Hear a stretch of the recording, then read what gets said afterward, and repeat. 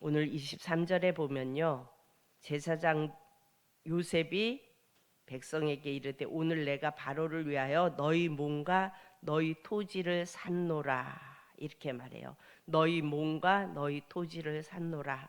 지금까지 토지는 개인의 소유였는데 기근이 와서 이젠 소유권이 바로 왕에게로 넘어가요.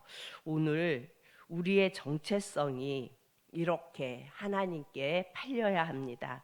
내 것으로 붙잡고 있으면 사단이 우리를 가지고 놀 수밖에 없어요. 우리는 내 것을 지킬 수도 없고 내 맘대로 할 능력도 없는 자들이 바로 우리입니다.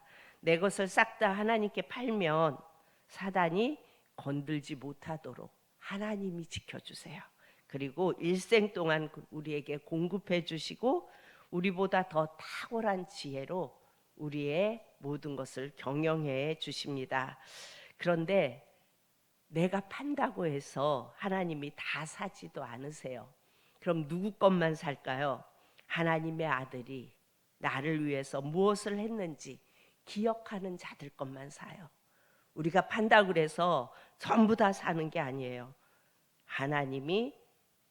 그러니까 하나님의 아들이 나를 위해 무엇을 했는지 그것을 기억하는 자들 것만 사신다고요. 내가 죄인임을 알고 그리고 그런 나를 위해 이 땅에 오신 예수 그리스도의 보혈을 그리고 그 희생을 아는 자 것만 사셔서 하나님이 경영해 주십니다.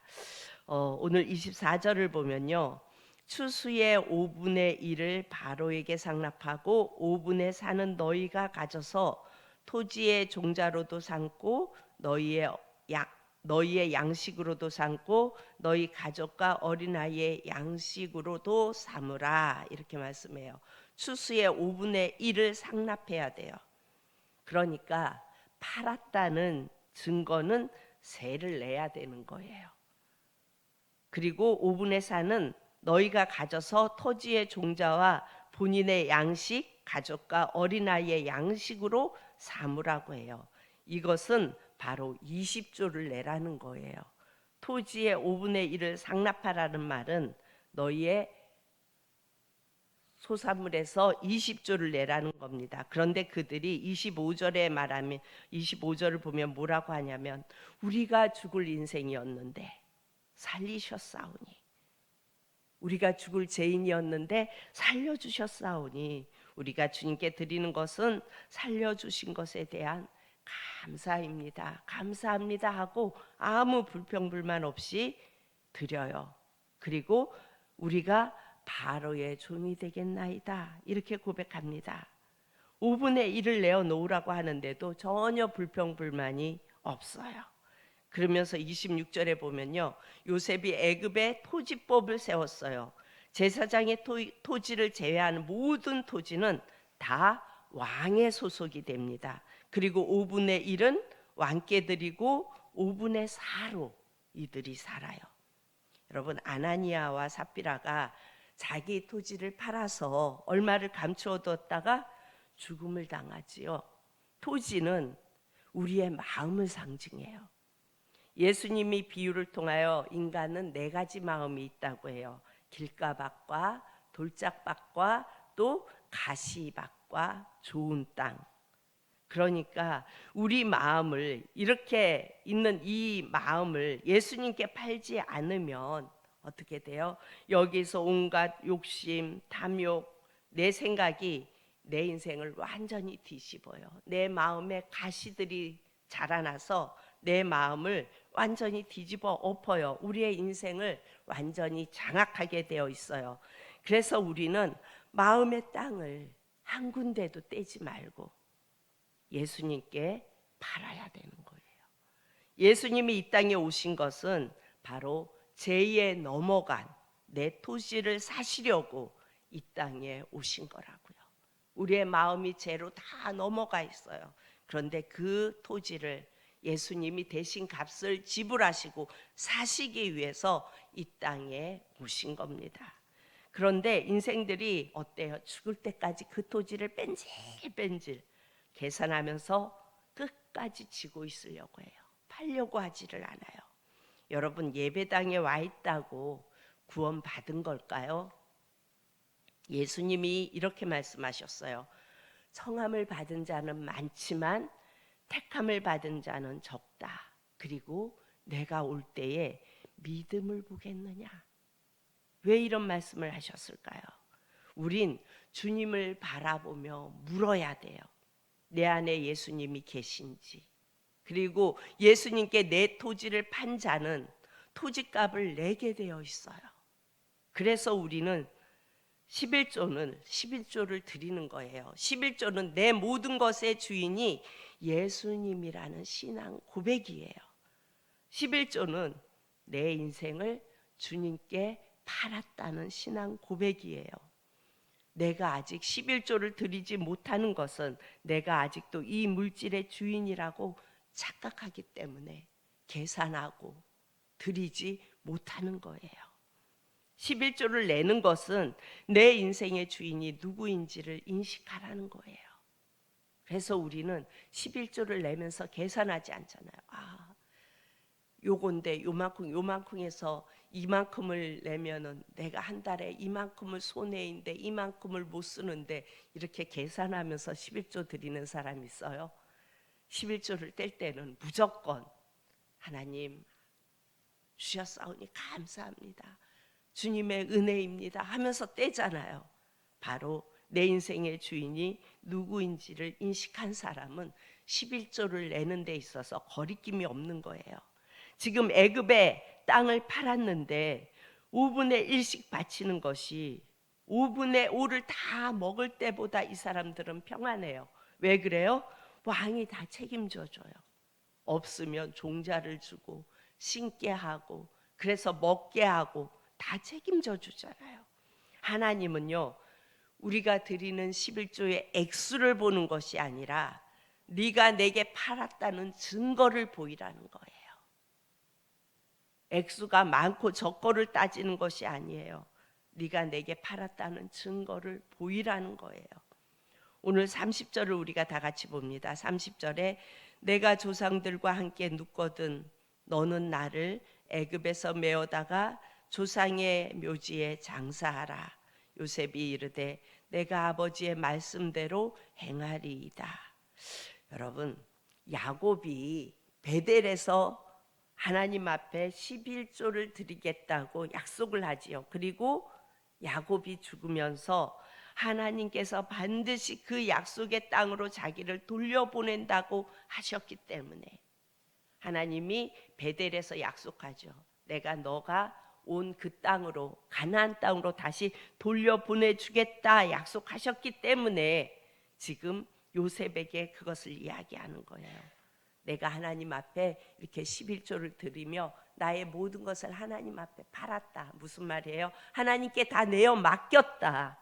그랬더니 하나님께서 나를 다시 돌려보내 주겠다고 약속하셨다.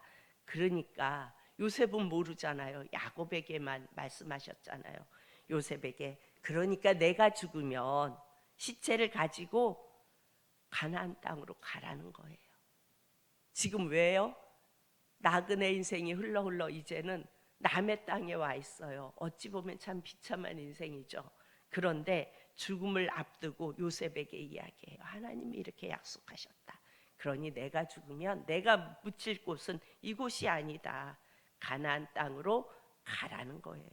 이것은 하나님의 언약에 대한 유언이에요. 하나님이 내게 이렇게 말씀하셨다. 그러니 이것을 지켜라.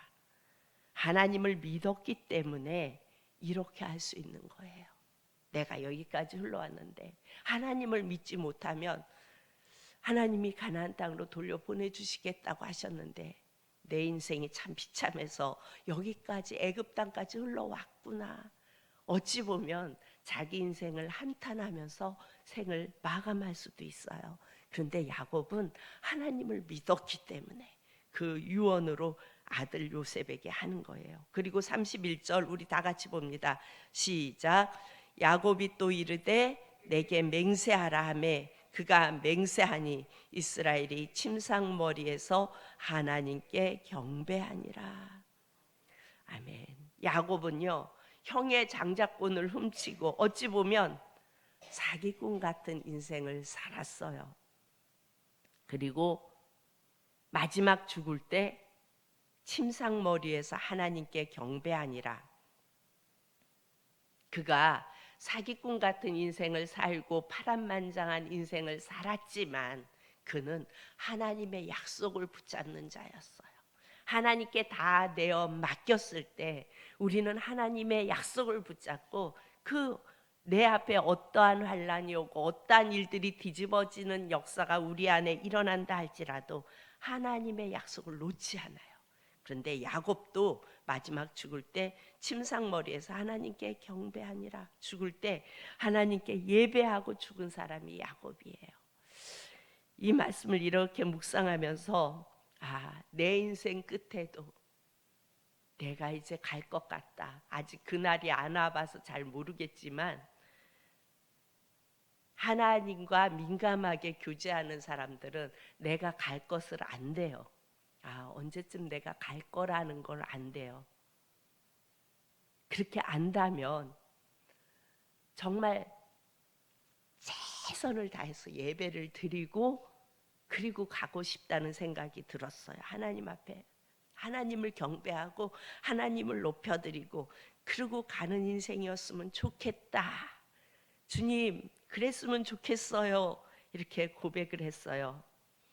그 인생은, 그러니까 야곱의 인생은 도망자의 인생이었어요. 그리고 어디서도 자기 것을 챙길 수가 없는 나그네 인생인데 어떻게 해요? 하나님께서 그 대가를 다 지불해 주세요. 말도 안 되게 양들을 그 나뭇잎을 물가에 놓고 그 물을 먹는 양들이 알록달록이 양이 나오게 하는, 그게 어떻게 가능해요? 하나님이 하시니까 가능해요. 그래서 그 야곱의 대가를 다 찾아주세요. 하나님이. 아들이 죽은 줄 알고 슬퍼하며 인생을 살아요.